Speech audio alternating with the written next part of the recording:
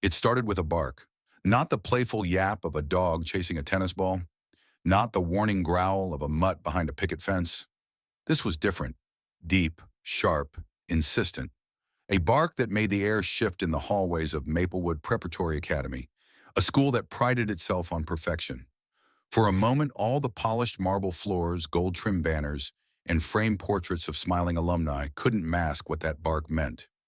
Something was wrong. Shadow, a black and tan German shepherd with a soldier's bearing, stood rigid in front of a locked faculty room at the far end of the East Wing. His ears were pricked forward, his teeth bared, and his stance low, tail stiff. To the students gathered for the campus safety demonstration, it almost looked like a performance. They giggled, nudged each other, whispered about how cool the police dog was. But Officer Daniel Ross knew better. Ross had been partnered with Shadow for 5 years. In that time, he'd learned that his dog's instincts never lied. Drugs, explosives, fugitives. Shadow always found what was hidden. Now, on a sunny fall morning in Connecticut, in a place that catered to the wealthiest families on the East Coast, Shadow was barking like he'd just picked up the scent of danger. "Easy, boy," Ross murmured, tightening his grip on the leash. His voice was calm, but his gut was uneasy. Parents stood in clusters, sipping lattes from paper cups, dressed in sharp suits and designer jackets. Principal Carter, tall and silver-haired, glided toward Ross with a smile that belonged on a politician's campaign poster. "Officer Ross," Carter said smoothly, "thank you for bringing Shadow today. He's quite spirited." "He's alerting to something where," Ross replied. "That room locked?" Carter's smile tightened.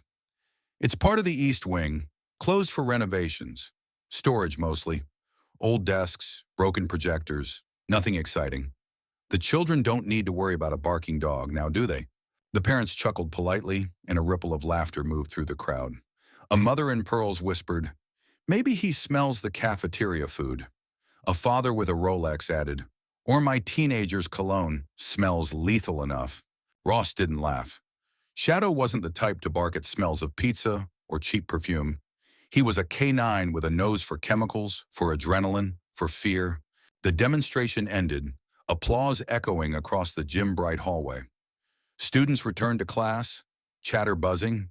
Parents filed out, reassured that Maplewood Prep, with its manicured lawns and iron gates, was safe. Only Ross lingered, tugging gently on Shadow's leash, trying to lead him away. But the dog planted his paws, staring at the locked faculty door, barking once more, lower, angrier. That night, long after the laughter had faded, Ross couldn't shake the image. He was back home in his modest ranch-style house, sitting on the couch in sweats, a cold beer sweating on the coffee table. Shadow lay on the rug, but every so often he'd sit up and let out a low whine, eyes fixed toward the east, toward Maplewood. Ross rubbed the bridge of his nose. "You can't let it go, can you?" he asked softly. Shadow's tail thumped once, twice, as if to say no. Ross had been a cop for nearly 20 years. He'd seen enough tragedies to know that the moments people brushed off, the uneasy feeling, the dismissed warning, were the ones that came back to haunt you. He thought of the missing kids he'd searched for over the years, the families left shattered. He leaned forward and scratched behind Shadow's ear. "All right, boy, tomorrow we'll go back." The next day, the school was its usual picture of prestige. SUVs lined the Circle Drive, dropping off students in pressed blazers and plaid skirts. Groundskeepers trimmed hedges so precise they looked measured with rulers. The smell of autumn leaves mixed with leather briefcases and cologne. Inside, the East Wing was quieter than the rest of the campus. The walls were lined with old photographs, founders in stiff suits, students in black and white uniforms. At the end of the hall, the locked faculty room stood plain and unremarkable. A brass doorknob, chipped paint, a chain across the handle. The moment they turned the corner, Shadow stiffened. His ears shot up, his body lowered. A growl rumbled in his chest, deep as a drum. Ross slowed his steps. "You're on it again, huh?" Shadow lunged forward, straining against the leash, barking sharp and furious. His paws clawed the polished floor, nails clicking. Ross braced his stance, pulled back gently but firmly. "Shadow, heel!" But Shadow wouldn't heel. He barked and pawed, nose pressed to the seam of the locked door. His whole body vibrated with urgency. Ross bent close, pressing his hand against the wood. That faint, sweet chemical odor. He smelled it again. Barely there, but enough. He frowned, stepped back, glanced around. Students hurried past laughing, heads down in their phones. Teachers carried stacks of papers. No one noticed, no one cared. No one except the dog. Ross approached Principal Carter after class. That east wing door, I need to look inside. Carter sighed, his smile strained. Officer Ross, with all respect, there's nothing to see. That space hasn't been touched in years. Then there won't be any harm in me checking it, Ross countered.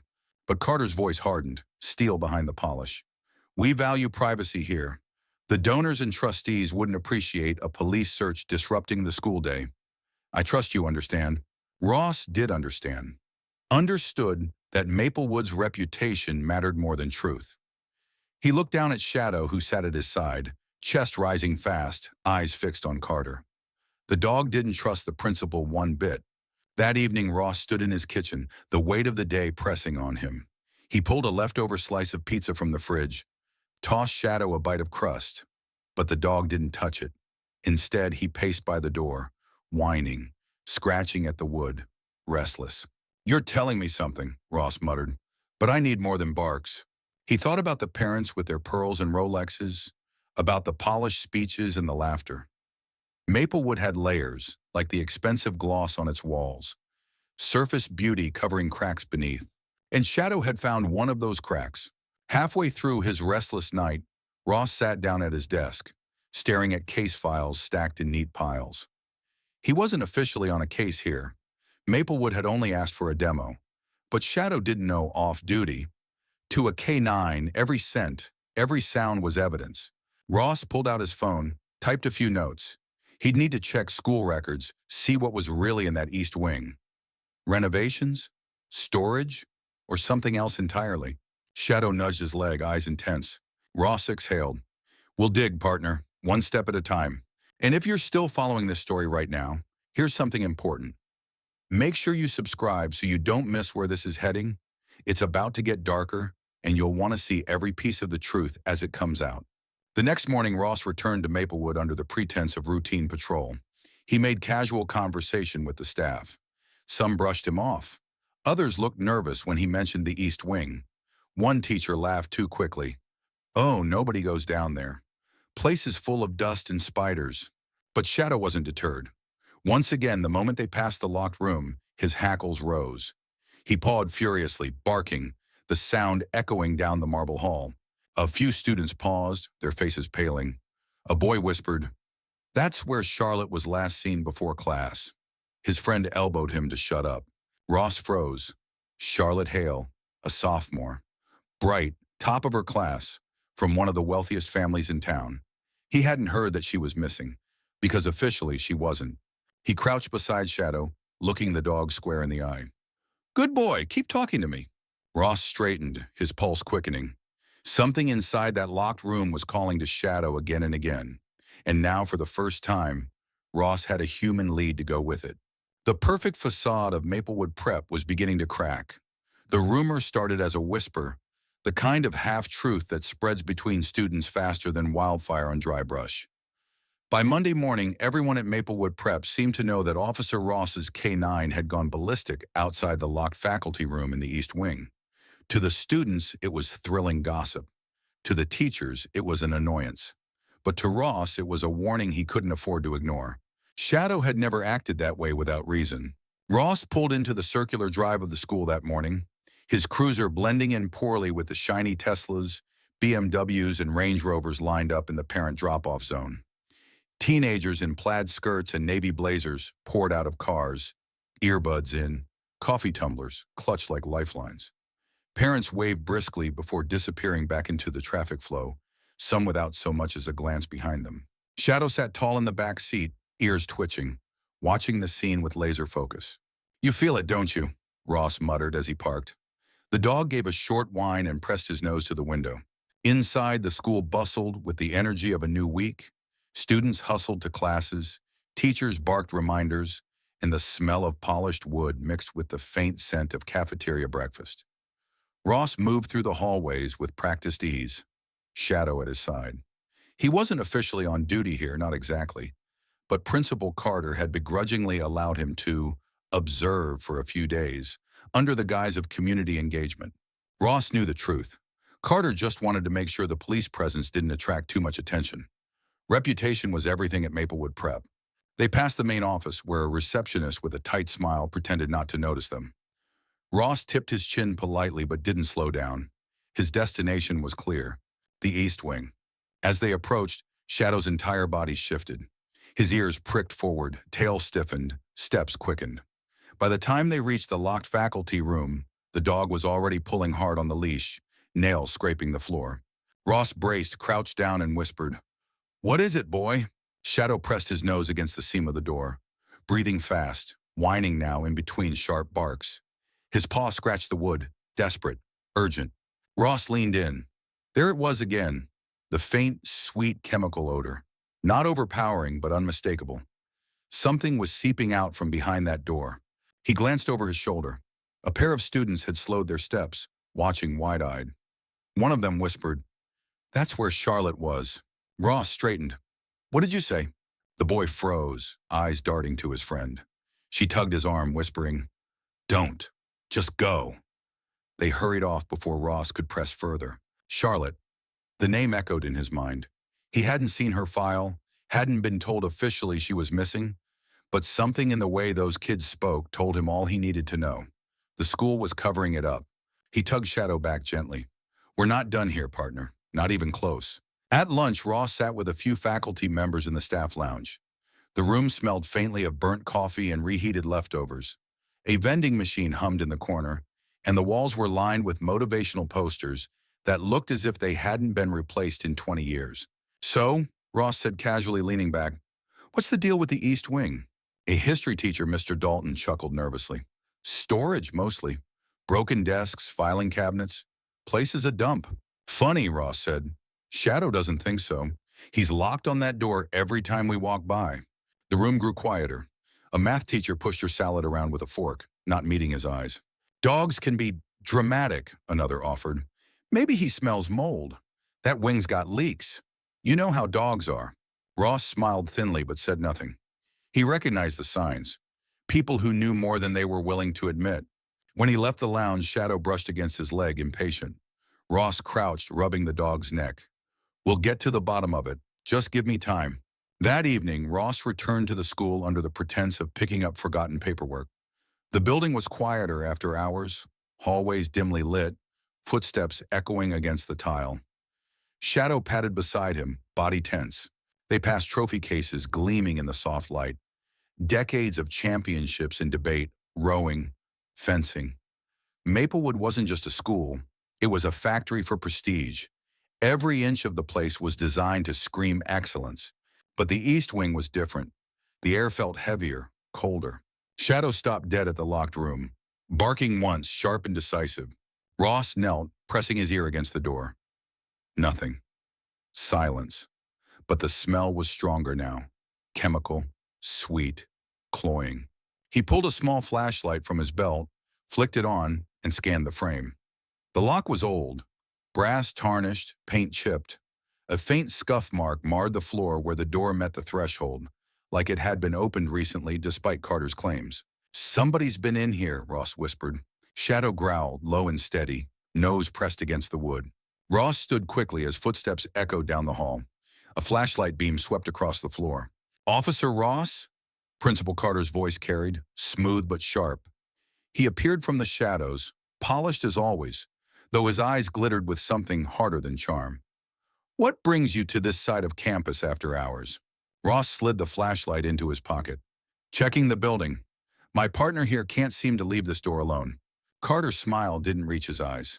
"Dogs get fixated. It's nothing. I told you before. Storage. You're chasing shadows." Ross met his gaze evenly. "Funny thing about shadows. They usually mean something standing in the light." For a second, the tension was thick enough to cut. Then Carter's smile widened, and he stepped aside. "Have a good night, officer." Ross walked away, Shadow reluctantly following, but his mind was racing. Something was inside that room. Something Carter didn't want anyone to see. Back home, Ross sat at his kitchen table, case notes spread before him. Shadow paced restlessly, circling, whining, finally sitting by the door as if waiting for orders. Ross sighed, running a hand through his hair. You won't let this go, huh? The dog's stare was unrelenting. Ross picked up his pen, jotting down everything. The chemical odor, the scuff marks, the whispers about Charlotte. He didn't have enough to request a warrant yet, but he had enough to trust his gut and Shadow's instincts. He leaned back, staring at the ceiling. This wasn't just about a locked door. This was about a school that valued its image over its students. And if Charlotte was missing, that locked room might be the key. 2 days later, during morning patrol, Shadow froze in the hallway. Ross followed his gaze. Down the corridor, Mr. Grayson, the literature teacher, strode past with a stack of books. He was tall, immaculately dressed, his tie perfectly knotted, his smile disarming. Students greeted him warmly, their faces lighting up at his presence. But Shadow's reaction was immediate. Ears back, lips curled, a low growl vibrating in his chest. Ross tightened the leash. Easy, boy. Grayson paused, chuckling. Guess your partner doesn't like me much. Or maybe he knows something I don't, Ross replied evenly. For a flicker of a second, something shifted in Grayson's eyes. A flash of annoyance quickly masked by his usual charm. He smiled. Dogs can be funny that way. As he walked off, Shadow barked once, sharp and loud, echoing down the hallway. Students turned their heads. Teachers frowned.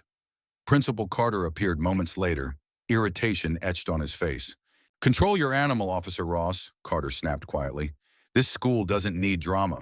Ross's jaw tightened. Then maybe open the door and prove there's nothing inside. Carter's eyes narrowed. That's not your call. Ross didn't reply, but Shadow did. By barking again, louder this time, as if to say the truth was behind that locked door and no amount of polish or reputation could bury it forever. By Wednesday morning, the buzz around Maplewood Prep had shifted. The chatter about the barking police dog had given way to something quieter, heavier, more urgent. Students whispered in corners. Teachers' voices lowered when they thought no one was listening. Something was wrong, and Ross could feel it in the air before anyone said a word. He'd parked his cruiser just after dawn, sipping burnt gas station coffee while Shadow sat in the back seat. Nose pressed to the window, eyes locked on the looming brick facade of the school. The campus was still beautiful, ivy climbing up the walls, flags fluttering in the crisp fall breeze. But the veneer felt thinner now, fragile. Ross checked his phone. No official alerts, no missing person bulletins, no calls from the local precinct. Yet he knew. Dogs didn't lie, and neither did the silence that hung over the place. Classes hadn't yet started when Ross walked inside, Shadow padding beside him. The hallway smelled faintly of lemon cleaner and teenage sweat, but under it all lingered that same sweet chemical note that Shadow picked up every time they passed the east wing. Shadow tensed, ears forward, and pulled hard on the leash toward the locked faculty room. He barked once, then twice, sharp and angry. Ross crouched low. Easy, partner, we'll get there. A group of students lingered nearby, whispering. Ross caught snippets of their conversation. She didn't text me back last night. Her mom's freaking out. What if she really ran away? Ross stood, his gaze steady. Who's missing? The students froze, wide-eyed. A boy in a navy blazer stammered. We weren't, it's nothing, sir. Shadow barked, startling them. The boy flinched. Ross's voice was calm but firm. Tell me. A girl finally spoke up, her voice trembling. Charlotte Hale. She wasn't in homeroom yesterday. She never came back to the dorms. People said maybe she left on her own. Ross's chest tightened. Charlotte. The name he'd heard whispered days ago. Did the school report it? He asked. The kids glanced at each other, then shook their heads. Principal Carter said her family knows, the girl whispered. He said it's private. Private. Ross almost laughed, except nothing about this was funny. At any other school, a missing student would mean police cars, helicopters, Amber Alerts. But at Maplewood Prep, appearances mattered more than truth. He nodded once. Thanks. The kids scurried off, eyes darting nervously over their shoulders. Ross looked down at Shadow. The dog growled low and steady, nose pressed to the locked door again. Yeah, Ross muttered. I don't like it either. Later that morning, Ross tracked down Principal Carter in his office. The room was as polished as the man himself. Mahogany desk, framed diplomas, a wall of golf trophies. Carter looked up with a politician's smile.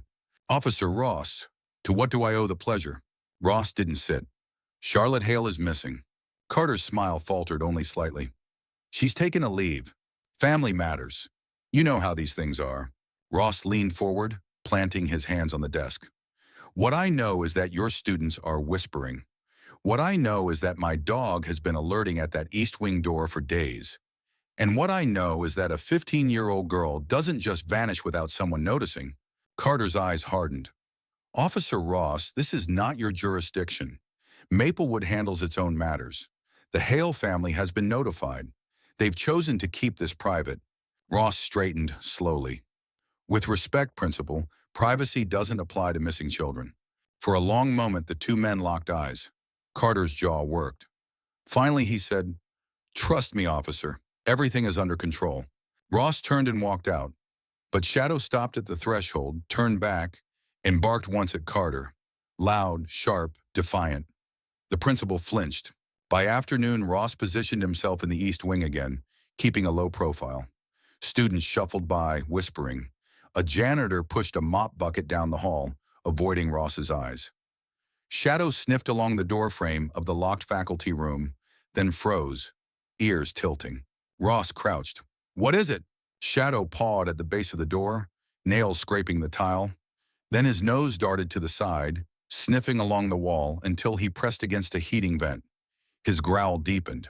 Ross pulled a pen light from his pocket, shined it inside. Nothing visible, just dust and cobwebs. But the dog wouldn't stop, pressing harder, whining. Ross slipped a gloved hand through the vent and brushed the inside edge. Something soft snagged against his fingers. He pulled it out. A ribbon, navy blue with a small gold emblem stitched at the edge. The same emblem embroidered on every Maplewood prep uniform. Ross held it up to the light. Charlotte's ribbon. Shadow barked furiously, the sound echoing through the empty hall. Ross's stomach dropped. That night, Ross drove to the Hale estate, a sprawling colonial on the edge of town. The gates were tall, the lawn immaculate. A uniformed guard stopped him at the drive. "Family's not taking visitors," the guard said stiffly. "Tell them Officer Ross is here," Ross replied. "It's about their daughter." Minutes later, he was ushered inside. The house smelled of polished wood and expensive perfume. Mrs. Hale sat on a leather sofa, eyes red-rimmed, clutching a silk handkerchief. Mr. Hale stood stiffly by the fireplace, jaw clenched, a glass of scotch in hand. Ross removed his hat. "I heard Charlotte's missing." Mrs. Hale's voice cracked. "She's not missing. She just needed space. That's what Principal Carter told us. She'll come back." Ross studied her trembling hands. She didn't believe a word she was saying. Mr. Hale spoke firmly. "The school has assured us this is being handled. Discretion is important. We don't want media circus." Ross's voice sharpened. "Sir, your daughter hasn't been seen in 2 days. That's not a leave of absence. That's a disappearance. You need to let us investigate." Mr. Hale's grip on his glass tightened. "We trust Maplewood. This isn't your concern." Ross swallowed his frustration. He knew a brick wall when he hit one. Money, power, reputation. At places like this, they silence the truth. But Shadow wasn't interested in money or prestige. He was interested in scent. And the scent told him Charlotte hadn't gone anywhere willingly. The next morning, Ross stood in the East Wing again. Shadow pressed against the locked door, barking low and furious. A few students lingered nearby, their faces pale. One of them, a quiet boy with messy blonde hair, stepped forward. "She was supposed to meet Mr. Grayson after school. Everyone knows. He said he was helping her with an essay." Ross's head snapped toward him. "Grayson?" The boy nodded nervously. "Yeah, she told her roommate. That's the last anyone heard." Shadow barked sharply as if confirming it. Ross's pulse quickened. Grayson, the teacher everyone adored. The man Shadow had growled at days ago. He crouched beside the dog, voice low. "You were right, partner. You've been right all along." Shadow's gaze never left the locked door. His body quivered with tension, ears sharp, barking again, demanding someone finally listen. And Ross knew in his gut, Charlotte Hale wasn't missing by accident. She was behind that door, or had been, and someone at Maplewood Prep was doing everything they could to keep it hidden. Mr. Grayson had the kind of presence that made people stop in their tracks. Parents loved him, Students adored him, and the administration leaned on him as their shining example of Maplewood's excellence. He was the kind of teacher alumni remembered fondly in college essays and reunions. Tall, broad-shouldered, early 40s, with neatly combed dark hair and an easy smile. He looked more like a senator than a high school teacher. To outsiders, he was the pride of the school. To Shadow, he was something else entirely. It happened on a crisp Thursday morning. Students crowded the hallway between classes, chatter bouncing off the polished walls. Grayson emerged from his classroom with a stack of books under one arm, pausing to clap a boy on the shoulder and offer encouragement. "Good work on that paper, Jacob. Keep it up." The boy grinned, shoulders squaring with pride. A girl passed and blushed when Grayson smiled at her. He had that effect. Charming, confident, disarming. Then Shadow froze. The German shepherd's ears pinned back, his stance lowered, and a low, steady growl rolled from his chest. Before Ross could react, Shadow barked, sharp and vicious, lunging toward Grayson with such force the leash burned Ross's palm. The hallway went silent. Dozens of students turned to stare. Grayson stopped mid-step, eyebrows raised. "Easy there," he said, his voice smooth, though his eyes flickered with something colder. "What's this about?" Ross yanked back on the leash, planting his feet. "Shadow, heel!" The dog strained forward, teeth bared, unrelenting. "Apologies," Ross said tightly. "He doesn't usually react like this." Grayson chuckled softly, but it didn't reach his eyes. "Maybe he smells the cafeteria food on me. Those cheeseburgers can't be good for anyone." Students laughed nervously. A teacher poked her head out of her classroom, frowning. "Is everything okay?" Ross forced a smile. "We're fine, just a little too much energy." But he wasn't fine, and Shadow wasn't just energized. He was alerting, hard, to something, to someone. After the bell rang and the hallway emptied, Ross knelt beside Shadow. The dog's chest heaved, eyes locked in the direction Grayson had gone. "You've never done that before," Ross murmured. "Not without reason." He scratched behind Shadow's ear, grounding them both. His gut churned. First the locked room, now the adored teacher. The pieces weren't fitting neatly, but they were fitting. That afternoon, Ross visited the library. Students huddled at long wooden tables, laptops open, heads bent over books. He approached a quiet girl near the back, Charlotte Hale's roommate. She jumped when he spoke. "Relax," Ross said gently. "I'm not here to get you in trouble. I just need to ask about Charlotte." The girl bit her lip, eyes darting around.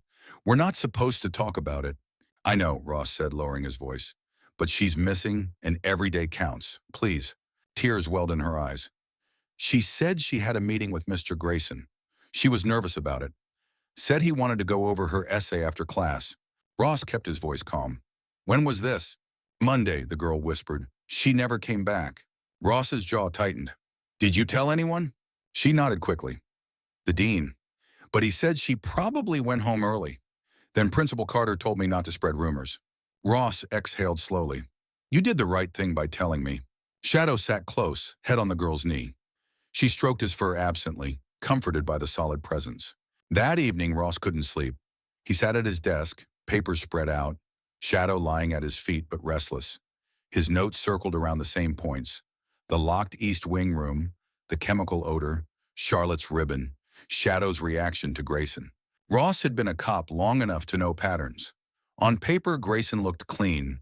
10 years of glowing evaluations, a line of grateful students, donations from wealthy parents tied directly to his programs. But predators rarely looked dangerous. They looked safe. They looked perfect. And Shadow wasn't fooled. The following day, Ross stationed himself near Grayson's classroom between periods. He leaned casually against the wall, Shadow sitting obediently at his side, though the dog's gaze never left the door. Students filed in, chatting, laughing. Ross overheard snippets. "Grayson's the best. He wrote my recommendation letter. He's the reason I got that internship." It was all praise, all trust. Then the door opened and Grayson stepped into the hall. Shadow stiffened, growled deep in his chest. Grayson's smile flickered when his eyes met Ross's. "Still convinced your partner has something against me?" Grayson asked lightly. Ross held his gaze. "Dogs don't usually hold grudges." For a second, Grayson's expression hardened. Then the mask returned. "Well, maybe I should buy him a treat. Win him over." Shadow barked once, loud and sharp, the sound echoing off the lockers. Students glanced nervously, sensing tension even if they didn't understand it. Grayson adjusted his tie, smile never faltering. "Have a good day, officer." He disappeared back into his classroom, but Ross caught it. That flicker in his eyes again. Annoyance. Maybe fear. That night, Ross circled the east wing again with Shadow. The building was empty, the halls dark except for the hum of exit signs. Shadow led the way, nose to the ground, pulling harder as they neared the locked faculty room. The odor was stronger now. Ross crouched, pressing his hand against the wood. He swore he felt vibrations. Faint, rhythmic, like muffled movement. Shadow barked furiously, pawing at the door. Ross pulled the brass key he'd found in the utility closet days before. He slid it into the lock, heart pounding. It didn't turn.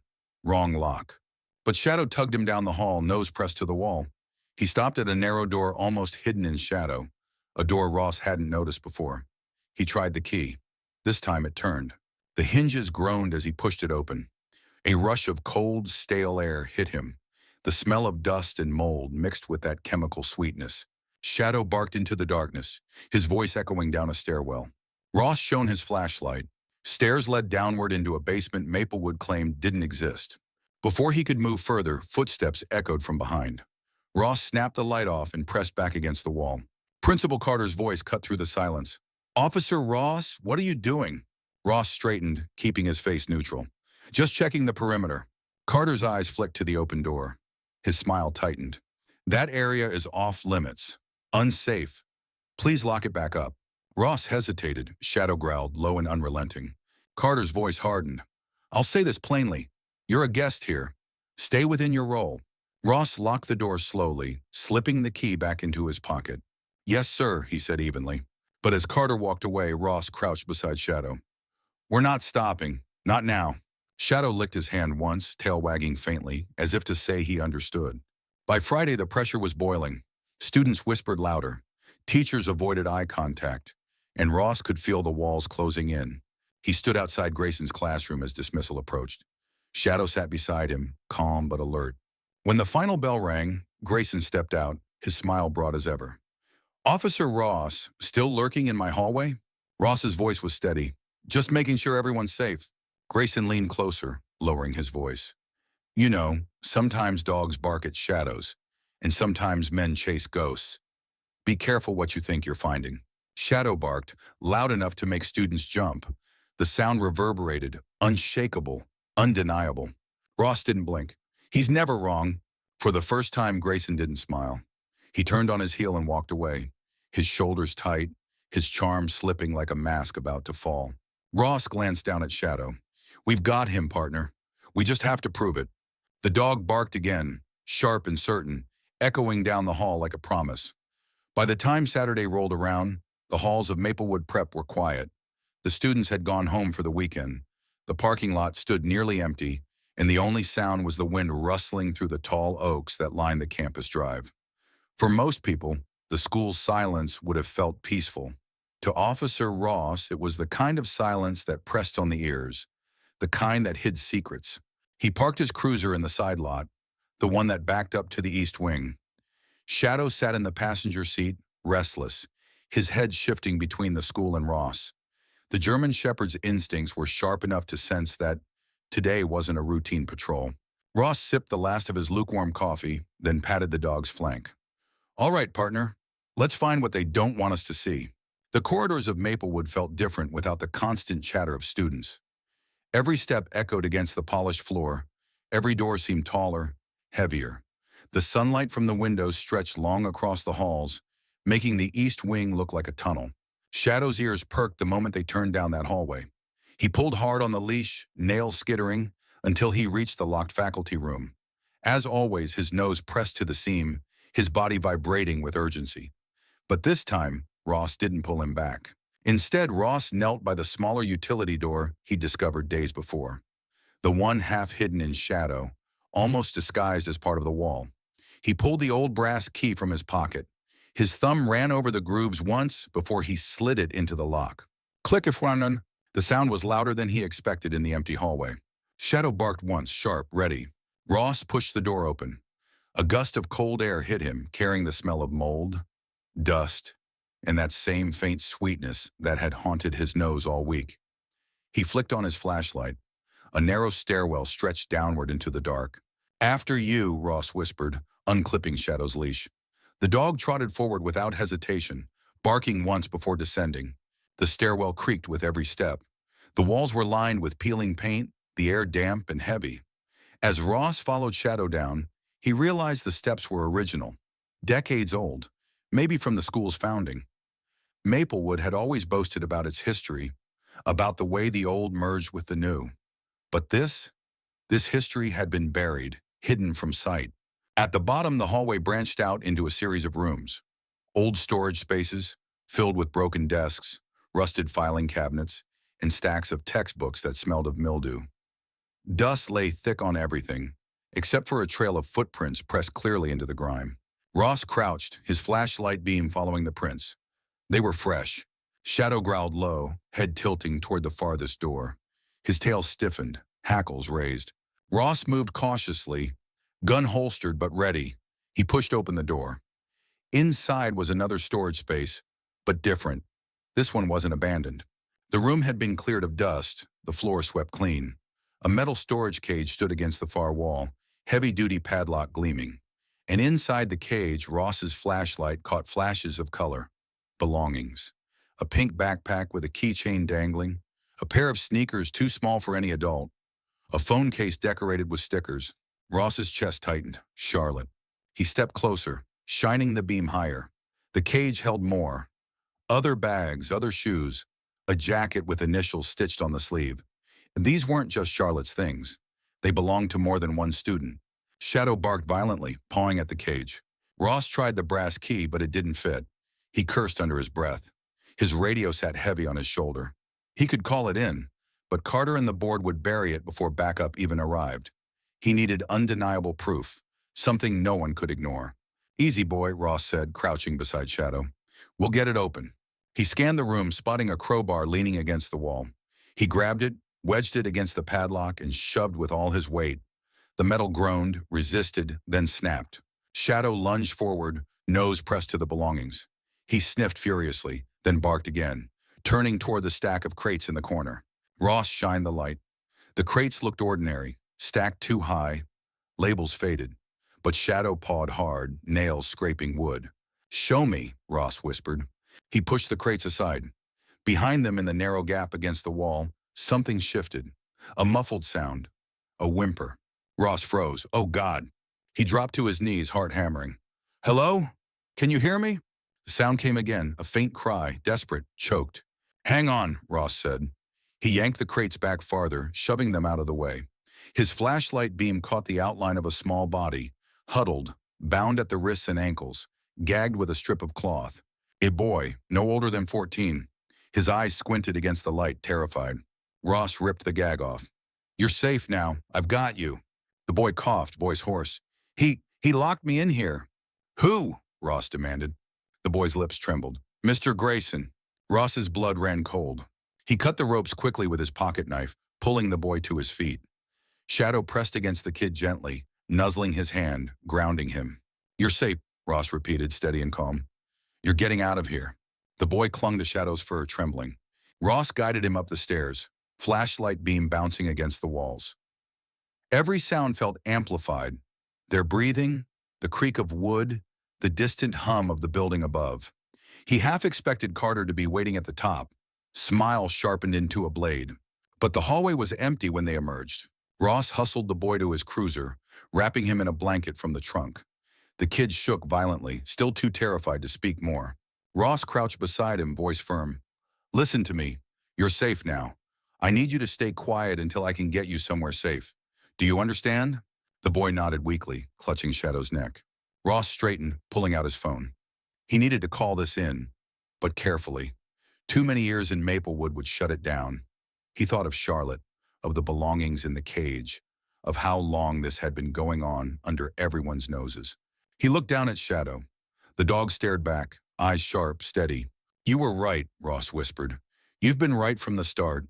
Shadow barked once, as if to say the hunt wasn't over. Not yet. That night, Ross sat in his living room with the boy wrapped in blankets on the couch. Shadow curled protectively at his feet. The kid had finally spoken more, voice trembling. "He told me, He told me I had to stay quiet, that nobody would believe me. He said he'd done this before. Ross's stomach twisted. Charlotte? The boy's eyes filled with tears. He nodded slowly. She was here.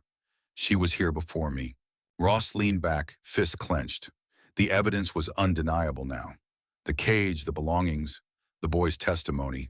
But Grayson was still free, still smiling in his classroom, still adored by everyone. Shadow lifted his head, ears pricked, watching Ross. We're not done, Ross said quietly. Not until we bring him down. The boy shifted closer to Shadow, burying his face in the dog's fur. For the first time all week, Ross felt a spark of hope. They had a survivor. They had proof. Now they needed justice. The boy's confession gnawed at Ross long after midnight. He sat at his kitchen table, legal pad covered in notes, half-empty coffee cooling beside him.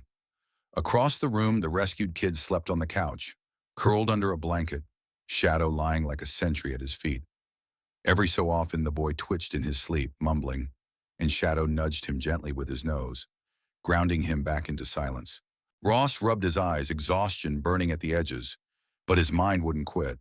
A storage cage filled with belongings, a terrified boy whispering Charlotte's name, Grayson's mask slipping, even if only for a flicker, and the locked East Wing room, the center of everything.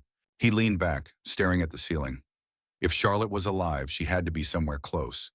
And if she wasn't, he cut the thought off before it could finish. He'd seen too many parents bury children. He wasn't letting that happen again. Shadow lifted his head, ears pricking. A low growl hummed in his chest. Ross looked over. You hear it too, don't you? We're not done. The dog barked once, sharp, decisive. By morning, Ross had arranged for the boy to be placed under protective watch, away from Maplewood, away from anyone who might silence him. The kid clung to Shadow before he left, whispering, "Thank you." Ross crouched, his voice low but firm. You're safe now, but I need you to stay strong. Your story matters. With that settled, Ross drove straight back to the school. The campus gleamed in the autumn sunlight, as if nothing had changed. Parents dropped off students, teachers sipped coffee, laughter floated across the lawn. But Ross knew what lay underneath the polish. He parked near the East Wing again, heart pounding with the weight of what he planned. No more tiptoeing. He was going back down into that basement. The East Wing was quieter than ever, students avoiding it like the plague. Rumors had spread, dogs barking, doors rattling, whispers of ghosts in the walls. Ross moved quickly, Shadow at his side, head low and eyes alert. At the small hidden door, Ross slid the brass key into the lock. This time his hands didn't tremble. He knew what was waiting below. The stairwell groaned as they descended, dust swirling in the beam of his flashlight.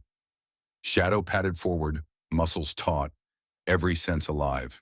The footprints were still there, fresher now, like someone had come through after Ross the night before. His gut twisted. Someone knew he'd been here. They reached the storage cage again. The padlock Ross had snapped lay discarded on the floor, but the cage had been resecured with a new one, heavier, stronger. Inside, the belongings were still there, but the pink backpack was gone. The sneakers, too. Pieces were missing, removed. Ross's stomach turned cold. Someone was cleaning up. Damn it, he muttered. Shadow growled, nose pressed against the bars. Then he pivoted suddenly, ears locked on the far corner of the basement. He barked furiously, tail rigid, body straining forward.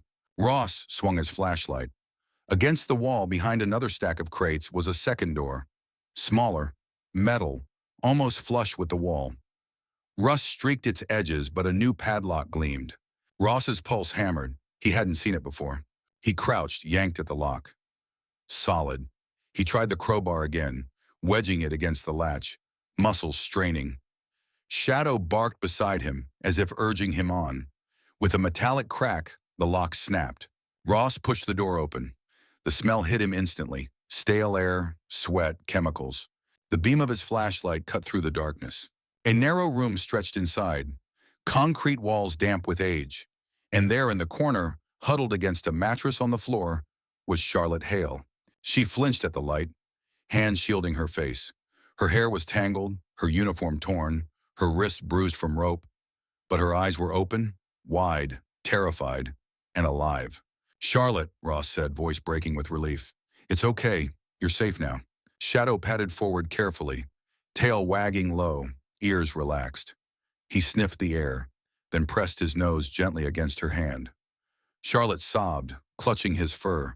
Ross cut the ropes with his pocket knife, guiding her gently to her feet.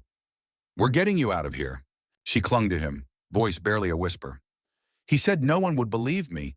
He said if I screamed, no one would hear." Ross swallowed hard. "You don't have to say another word right now. Just know you're safe." Shadow barked once, echoing through the room like a promise. They moved quickly back up the stairs, Ross half carrying Charlotte, Shadow leading the way. Every creak of the wood sounded like an alarm, every echo of their footsteps like a signal. As they reached the hallway, Ross froze. Principal Carter stood at the far end, arms crossed, expression tight. "Officer Ross," Carter said smoothly, "what exactly do you think you're doing?" Ross straightened, shielding Charlotte behind him. "Rescuing a child your school pretended wasn't missing." Carter's jaw flexed. "You have no right."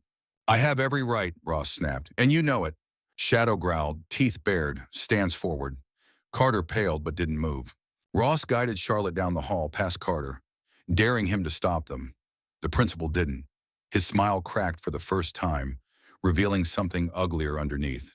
Back at the cruiser, Ross wrapped Charlotte in a blanket, handing her a bottle of water.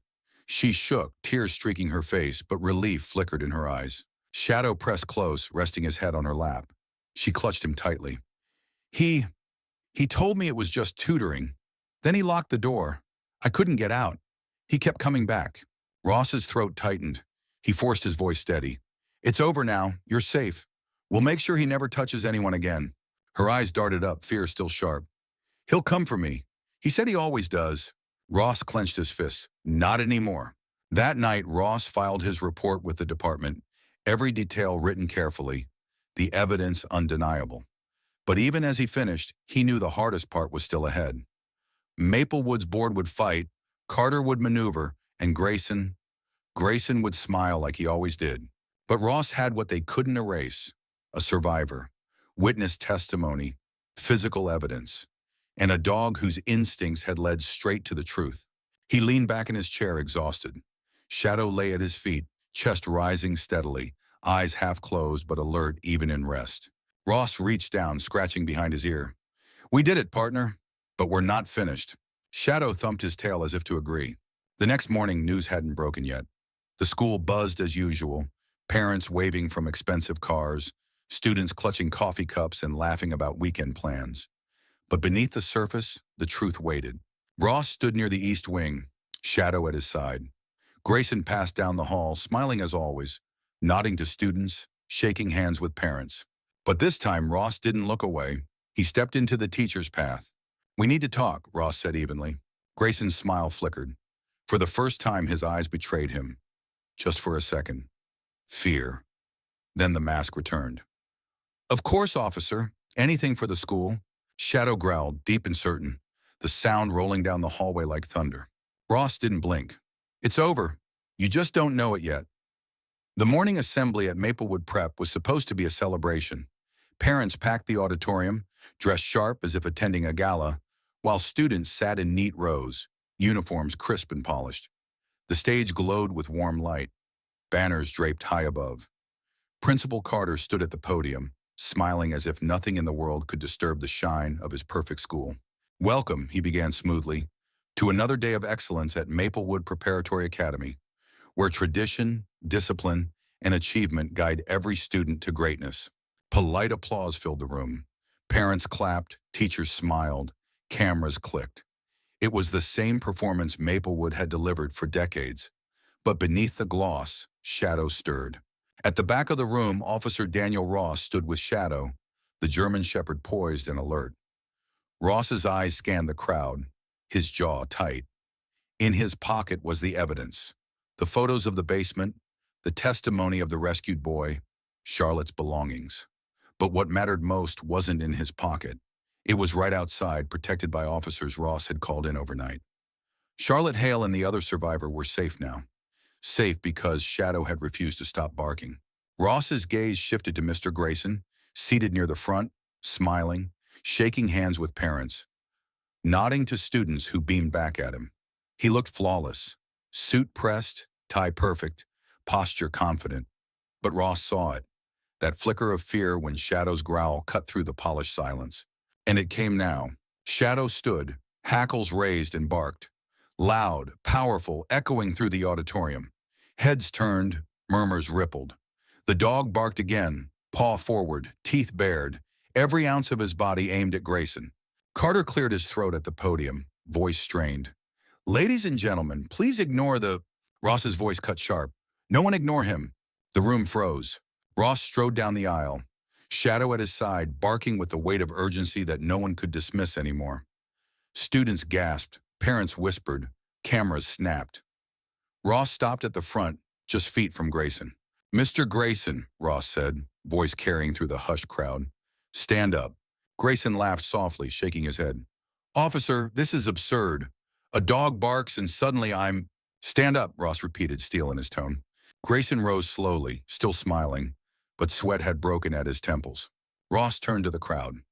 For days, this dog has been trying to tell us something. He barked at the East Wing. He barked at the locked room. He barked at this man.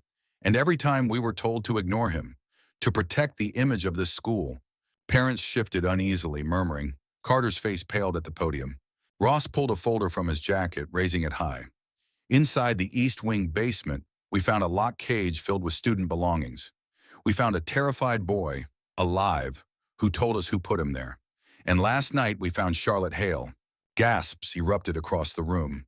Charlotte's parents stood, hands to their mouths, tears streaming. She's alive, Ross continued firmly. She's safe. And she told me the same thing the boy did, that Mr. Grayson lured them, trapped them, abused their trust. The auditorium erupted. Shouts, cries, disbelief. Some parents screamed. Students stared in horror, their beloved teacher suddenly unrecognizable. Grayson's mask cracked at last. His smile vanished, eyes darting for escape. Shadow lunged forward, barking so violently the sound seemed to shake the walls. Officers surged in from the back doors, weapons ready. Thomas Grayson, Ross said, his voice like stone. You're under arrest. Grayson bolted for the side door, but Shadow was faster. The German Shepherd lunged, teeth snapping into the fabric of Grayson's sleeve, yanking him down hard. Grayson hit the floor with a shout, struggling, but Shadow held firm, growling, pinning him until officers swarmed. Handcuffs clicked, the sound final, sealing the end of Grayson's reign of deception. The auditorium roared, shock, relief, chaos. Parents clutched their children. Teachers wept. Students stared, some unable to believe what they had seen. Ross knelt beside Shadow, hand on his fur. Good boy, you did it. The dog's eyes burned steady, chest heaving, tail wagging once before settling back into his calm, watchful stance.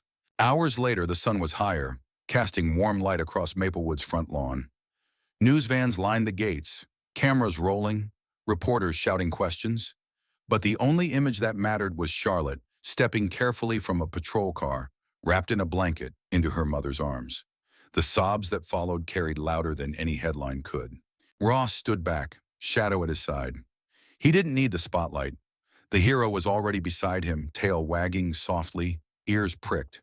Students walked past, some stopping to pet Shadow, whispering thank you with trembling voices.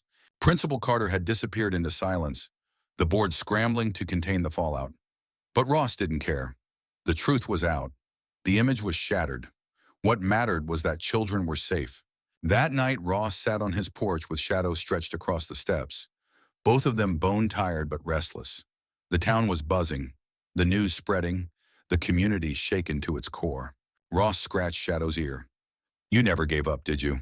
Everyone else laughed it off, ignored it, pushed it aside. But you knew. Shadow sighed, laying his head on Ross's boot, content. Ross leaned back, staring at the dark sky. Sometimes it takes a dog to make people listen. He thought of the students who would return to school next week, shaken but safer. He thought of Charlotte's tears in her mother's arms. He thought of how easily it all could have stayed hidden, if not for Shadow's persistence. Justice wasn't always swift, but sometimes it barked until the world finally stopped and listened.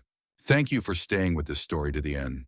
Shadow reminded us that instincts matter, that sometimes the smallest signals carry the loudest truths. Now I'd like to ask you, would you have trusted the dog when no one else did?